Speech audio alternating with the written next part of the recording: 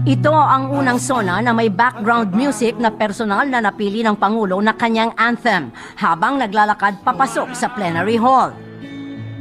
Bayan ko sa magnanakaw na trapo.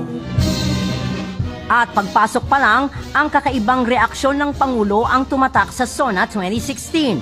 Kinamayan pa niya si Senator Leila de Lima na kilalang kritiko niya at nagpatawa. Taliwas ito sa mga seryosong mood ng mga nakaraang SONA. Unang pagkakataon din na ang mga nasa itaas ng rostrum ay pawang galing sa Mindanao. At nang ipakilala siya ng bagong House Speaker na si Pantaleon Alvarez, hindi siya tinawag na His Excellency. The President of the Republic of the Philippines, President Rodrigo Roa Duterte. Una nang pinagbawal ng Pangulo ang bonggang mga kasuotan. Siya mismo ay simple lang. Nakabarong Tagalog at itim na pantalon, pero hindi nakabutones hanggang leeg at nakatupi ang manggas.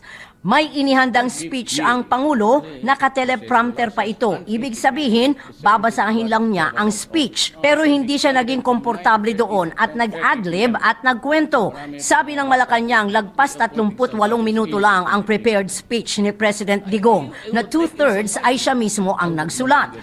Pero lumabas na mas mahaba pa ang mga adlib o extemporaneous na bahagi ng kanyang speech. Unang nakita sa sonang ito na ang Pangulo mismo ang nag-direct ng kanyang teleprompter operator. Tapos na yan, itaas mo na kayo.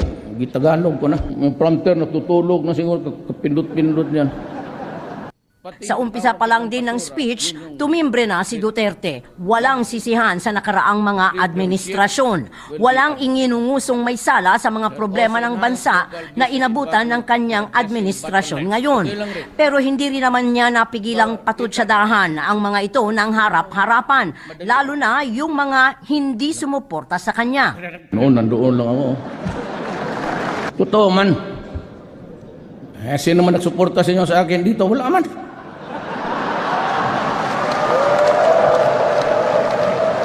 Pero ngayon,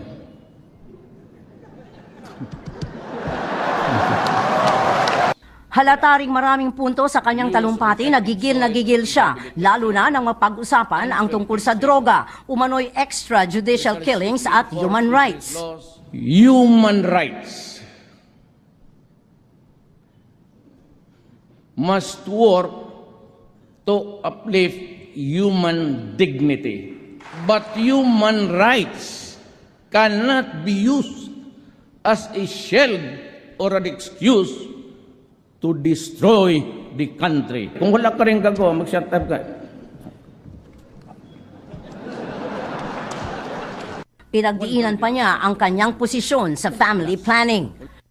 The implementation of the Responsible Parenthood and Reproductive Health Law must be put into full force and effect so that couples, especially the poor, will have freedom of informed choice on the number and spacing of children they can adequately care and provide for.